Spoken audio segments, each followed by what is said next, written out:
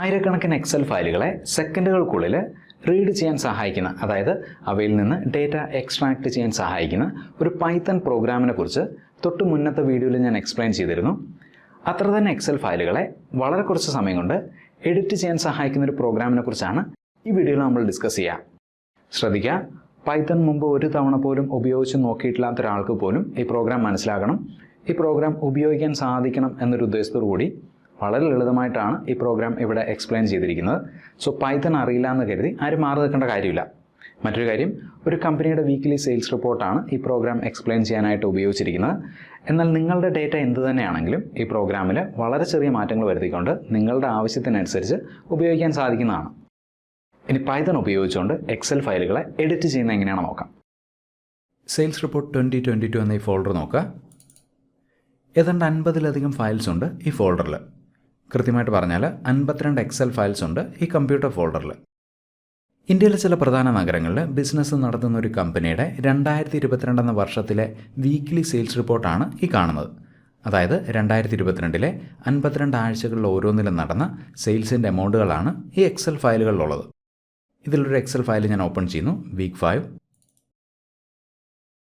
5 അതായത് 2022 5-ാമത്തെ ആഴ്ചയിൽ ബോംബെ, ചെന്നൈ, അഹമ്മദാബാദ്, ബാംഗ്ലൂർ, കൽക്കട്ട എന്നിങ്ങനെയുള്ള നഗരങ്ങളിൽ നടന്ന സെയിൽസിൻ്റെ എമൗണ്ടുകളാണ് ഈ ഫയലിലുള്ളത്. ഈ വർക്ക് ബുക്ക് ക്ലോസ് ചെയ്യുന്നു. മറ്റൊരു ഫയൽ ഓപ്പൺ ചെയ്യുന്നു. വീക്ക് 40 2022 40-ാമത്തെ ആഴ്ചയിൽ നടന്ന സെയിൽസിൻ്റെ എമൗണ്ടുകളാണ് ഈ ഫയലിലുള്ളത്. 52 ഫയലുകളും ഇതേ ഫോമാറ്റിൽ തന്നെയാണ് ഡേറ്റ ഉള്ളത്. ഓരോ ഫയലിലും മാറുക തീയതികളും സെയിൽസ് എമൗണ്ടുകളുമാണ്. ഇനി നമുക്ക് വേണ്ട എന്താണെന്ന് നോക്കാം. ഈ 52 ഫയലുകളിലും ബോംബെ എന്ന വാക്കിന് പകരം മുംബൈ എന്ന വാക്ക് ഉപയോഗിക്കണം. ബാംഗ്ലൂർ എന്ന വാക്ക് മാറ്റി ബംഗളൂരു ആക്കണം.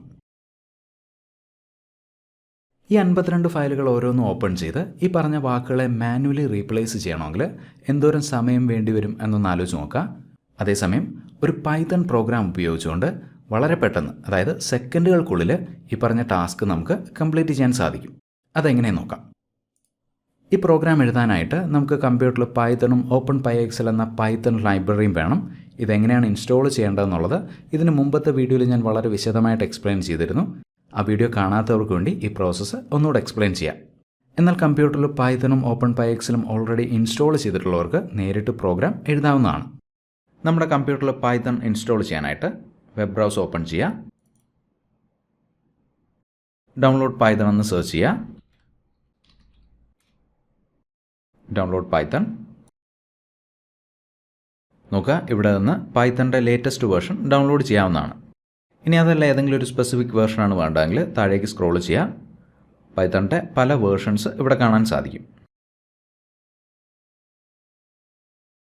Download Python.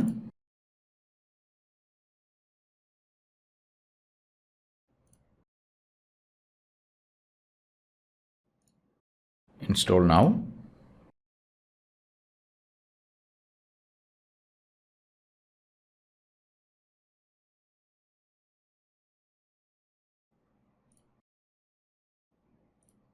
ഇനി വിൻഡോസിൻ്റെ സെർച്ച് ബാറിൽ പൈത്തൺ എന്ന് സെർച്ച് ചെയ്യുക. പൈത്തൺ ഐഡിൽ ഓപ്പൺ ചെയ്യുക. Integrated development environment for Python എന്നതിൻ്റെ ഷോർട്ട് ഫോമാണ് ഐഡിൽ. സോ കമ്പ്യൂട്ടറിൽ പൈത്തൺ ഇൻസ്റ്റാൾ ചെയ്തു. അടുത്തായിട്ട് നമുക്ക് വേണ്ടത് OpenPyXL എന്ന പൈത്തൺ ലൈബ്രറിയാണ്. ഈ ലൈബ്രറി പൈത്തണിലേക്ക് ഇൻസ്റ്റാൾ ചെയ്യാനായിട്ട് വിൻഡോസിൻ്റെ കമാൻഡ് പ്രോംപ്റ്റ് ഓപ്പൺ ചെയ്യുക. അതിനുവേണ്ടി സെർച്ച് ബാറിൽ CMD command prompt. OpenPyXL install ചെയ്യാനായിട്ട് pip install OpenPyXL enter. OpenPyXL നമ്മൾ ഇൻസ്റ്റാൾ ചെയ്തു. ഇനി കമാൻഡ് പ്രോംപ്റ്റിൽ നിന്ന് വെളിയിൽ വരാനായിട്ട് എക്സിറ്റ് എന്ന് ടൈപ്പ് ചെയ്യുക. എൻ്റർ. പ്രോഗ്രാം എഴുതാനായിട്ട് പൈത്തൺ ഐഡിൽ ഓപ്പൺ ചെയ്യുക.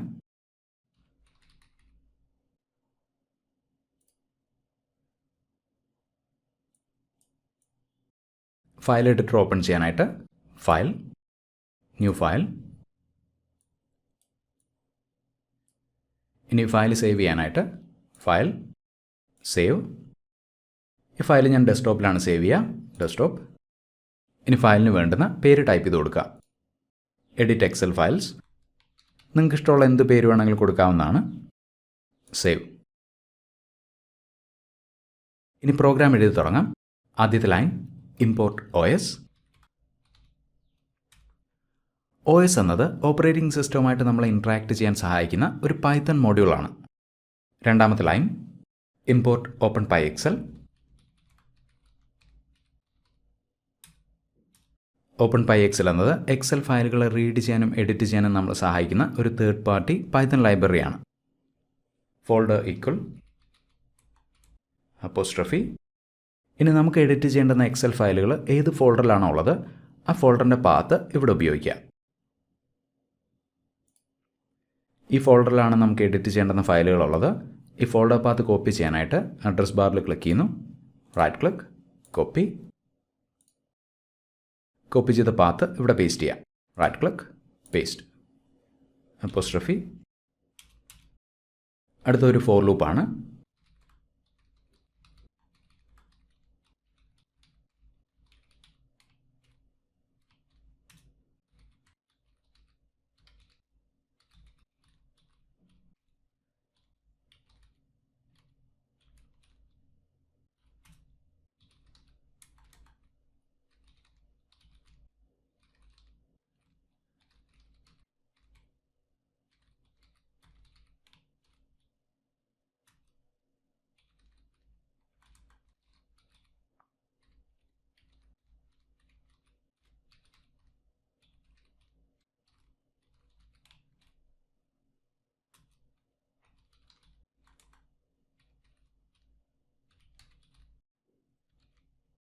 ഇവിടെ പറഞ്ഞിട്ടുള്ള ഫോൾഡറിലെ എല്ലാ ഫയലുകളിലും താഴെ പറഞ്ഞിട്ടുള്ള ഇൻസ്ട്രക്ഷൻസ് എക്സിക്യൂട്ട് ചെയ്യാനായിട്ടാണ് ഈ ഫോർ ലൂപ്പ് ഇവിടെ ഉപയോഗിച്ചിരിക്കുന്നത്. അടുത്തതൊരു ഇഫ് സ്റ്റേറ്റ്മെൻ്റ് ആണ്. നമുക്ക് ഈ ഫോൾഡറിലെ എക്സൽ ഫയലുകളെ മാത്രം എഡിറ്റ് ചെയ്താൽ മതി. എക്സൽ ഫയലുകളെ മാത്രം കൺസിഡർ ചെയ്യാനായിട്ടാണ് .xlsx എന്ന ഫയൽ എക്സ്റ്റൻഷൻ ഉപയോഗിച്ചിരിക്കുന്നത്. അടുത്ത സ്റ്റേറ്റ്മെൻറ്റ് നോക്കുക. ഫോൾഡർ പാത്തും ഫയൽ നെയിമും ഉപയോഗിച്ചിട്ട് ഫയൽ പാത്ത് ക്രിയേറ്റ് ചെയ്യുന്നു. ശേഷം ആ ഫയൽ പാത്ത് ഉപയോഗിച്ചുകൊണ്ട് കറസ്പോണ്ടിങ് വർക്ക് ബുക്ക് ഓപ്പൺ ചെയ്യുന്നു. ആ വർക്ക് ബുക്കിനെ ബുക്ക് എന്ന വേരിയബിളിൽ സേവ് ചെയ്യുന്നു. അതിനുശേഷം ഈ പറഞ്ഞ വർക്ക് ബുക്കിലെ ആക്റ്റീവ് ഷീറ്റിനെ ഷീറ്റ് എന്ന വേരിയബിളിൽ സേവ് ചെയ്യുന്നു. ഇനി എക്സൽ ഫയലുകളിലെ ഏതൊക്കെ സെല്ലുകളിലാണ് മാറ്റം വരുത്തേണ്ടതെന്ന് നോക്കാം.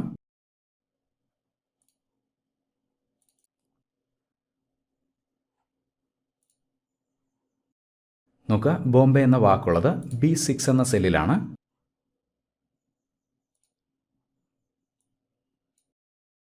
B6 എന്ന സെല്ലിലുള്ള ബോംബെ എന്ന വാക്ക് മാറ്റി മുംബൈ ആക്കാനായിട്ട് sheet open square bracket apostrophe B6 apostrophe closing square bracket equal apostrophe Mumbai apostrophe. B9 എന്ന സെല്ലിലുള്ള ബാംഗ്ലൂർ എന്ന വാക്ക് മാറ്റി ബംഗളൂരു ആക്കാനായിട്ട്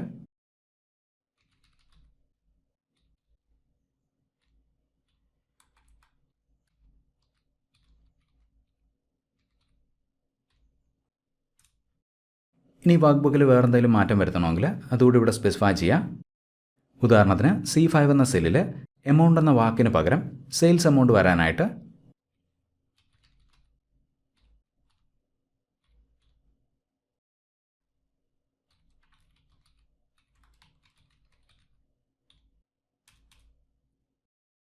ഇനി വർക്ക് ബുക്കിൽ ഈ പറഞ്ഞ മാറ്റങ്ങൾ വരുത്തിയ ശേഷം വർക്ക് ബുക്ക് സേവ് ചെയ്യാനായിട്ട് book.save ഓപ്പൺ പാരാൻസിസ് ഫയൽ ക്ലോസ് പാരാൻസിസ്. ഈ വർക്ക് ബുക്ക് ക്ലോസ് ചെയ്യുന്നു.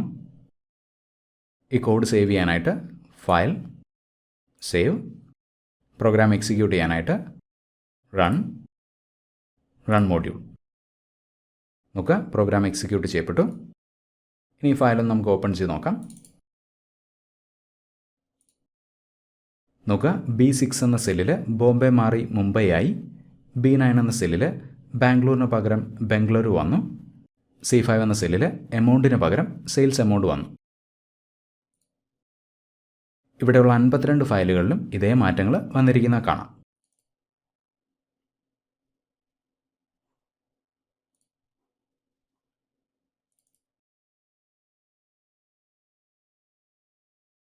ഇങ്ങനെ വാക്കുകൾ റീപ്ലേസ് ചെയ്യാൻ മാത്രമല്ല, ഫോമുലകൾ ഇൻസേർട്ട് ചെയ്യാനും ഫോമാറ്റിംഗ് അപ്ലൈ ചെയ്യാനും ഇതേ ടെക്നിക്ക് ഉപയോഗിക്കാവുന്നതാണ്. ഉദാഹരണത്തിന് 52 ഫയലുകളിലും സെയിൽസ് എമൗണ്ടുകളുടെ ടോട്ടൽ ഇൻസേർട്ട് ചെയ്യാനായിട്ട്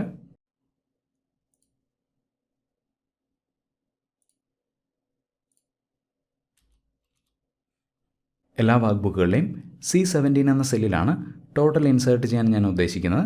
അതിനുവേണ്ടി sheet open square bracket apostrophe C17 apostrophe closing square bracket equal C6 മുതൽ C16 വരെയുള്ള സെല്ലുകളിലെ എമൗണ്ടുകളുടെ ടോട്ടൽ ഇവിടെ ഇൻസേർട്ട് ചെയ്യാനായിട്ട് apostrophe equal sum function open parenthesis C6 colon C16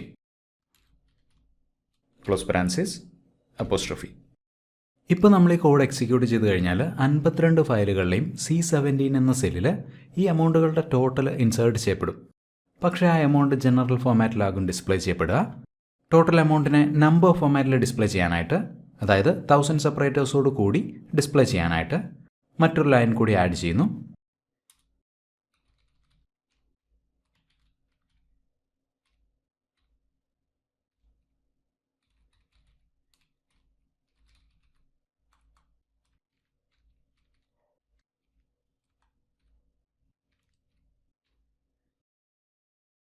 work book close ചെയ്യുന്നു. File save. പ്രോഗ്രാം എക്സിക്യൂട്ട് ചെയ്യാനായിട്ട് run module. വീണ്ടും ഈ ഫയൽ നമുക്ക് ഓപ്പൺ ചെയ്ത് നോക്കാം. നോക്കുക, C17 എന്ന സെല്ലിൽ ഈ എമൗണ്ടുകളുടെ സം ഇൻസേർട്ട് ചെയ്യപ്പെട്ടാൽ കാണാം.